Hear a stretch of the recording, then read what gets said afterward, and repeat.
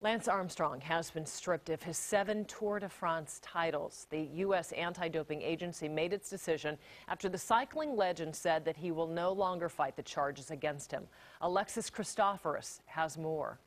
Lance Armstrong says he will stop fighting charges that he cheated to win. On his website, Armstrong writes, "There comes a point in every man's life when he has to say enough is enough. For me, that time is now." The decision comes as a surprise to many in the cycling world. I definitely would have expected Lance to fight all the way to the grave to clear his name. In June, the U.S. anti-doping agency charged Armstrong with using performance-enhancing drugs to win. Given that he's chosen not to contest, it's a legal fact that he's now disqualified and has a permanent ban from sport competition. The anti-doping agency said its case against Armstrong included 10 former teammates who were ready to testify against him. Last year, teammate Tyler Hamilton told 60 Minutes he saw Armstrong use banned substances. I saw it in his refrigerator, I saw him inject it more than one time. Armstrong continues to maintain his innocence and calls the investigation against him an unconstitutional witch hunt. "I know who won those 7 tours. My teammates know who won those 7 tours. Nobody can ever change that." Armstrong says he is, quote, turning the page and will no longer address the issue.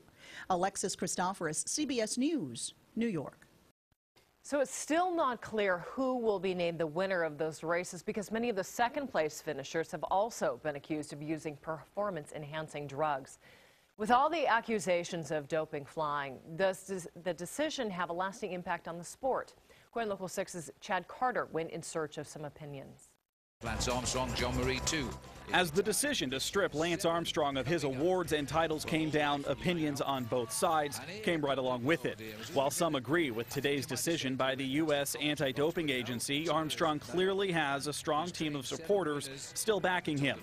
Portland, of course, is known for its cycling community, but many we spoke with on the street today weren't too concerned with the ban and say it wouldn't change their feelings on Armstrong, pointing out Portland is predominantly a commuting cycling city rather than racers.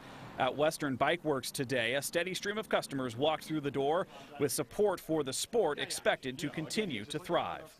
There definitely was, I think, a big influx of riders into the sport, kind of through the Lance years, and, I think a lot of people got behind that, and, so I think there was a huge growth in the sport. I don't think that this is going to affect that really one way or another. Frankly, he's been retired for quite a few years anyway.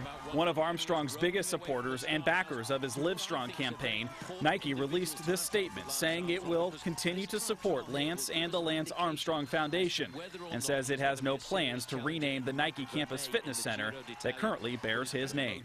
Reporting for you, Chad Carter, KOIN Local 6.